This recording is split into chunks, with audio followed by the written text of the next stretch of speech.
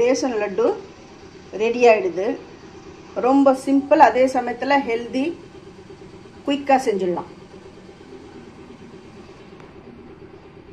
Welcome to Sethu Chitra kitchen.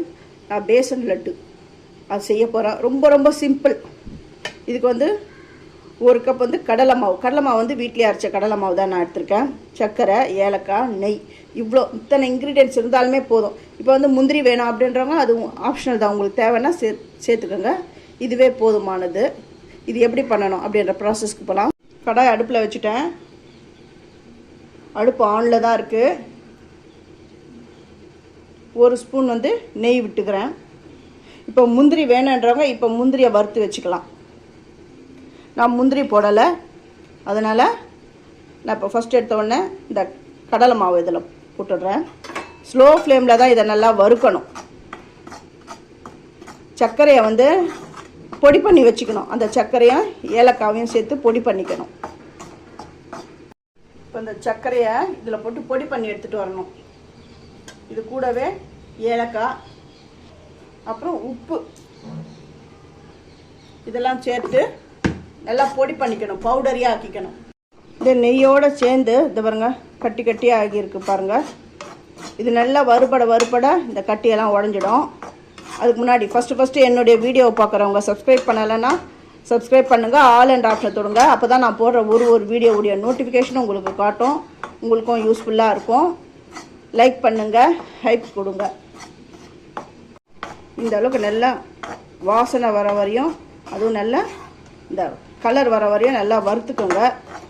இப்போ நான் ஸ்டவ்வை ஆஃப் பண்ணிடுறேன். ஆஃப் பண்ணிவிட்டு வேறு ஒரு பாத்திரத்தில் நான் வந்து ட்ரான்ஸ்ஃபர் பண்ணிக்கிறேன். இது எல்லாத்தையும் இதில் நான் குத்திக்கிறேன்.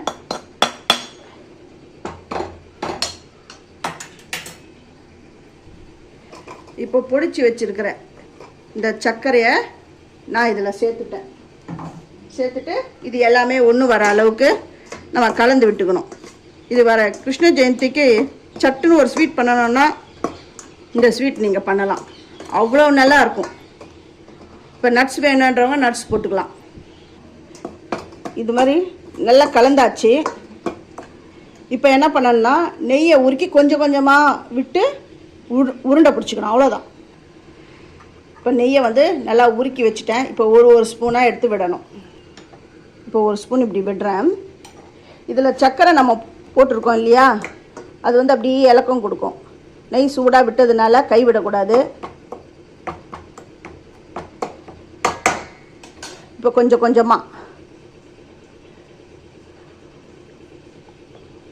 கொஞ்சமாக கலரிட்டு இப்போ கடன்னு உருண்டை பிடிச்சிடலாம். கொஞ்சம் கொஞ்சமாக நெய்யை விட்டு உருண்டை பிடிக்கணும். நெய் கொஞ்சம் கொஞ்சமாக விட அது இலக்கம் கொடுக்கும். அப்படியே டக்குன்னு இந்த மாதிரி லட்டு பிடிச்சிடலாம். இப்போ கொஞ்சமாக நெய் விட்டுருக்கேன். இந்த மாதிரி ஒரு ஸ்பூனாக விட்டு இப்படி கலந்து விடணும். நெய் விட்ட உடனே கையை விட்டுறக்கூடாது, ஏன்னா அந்த சூடாக இருக்கும்.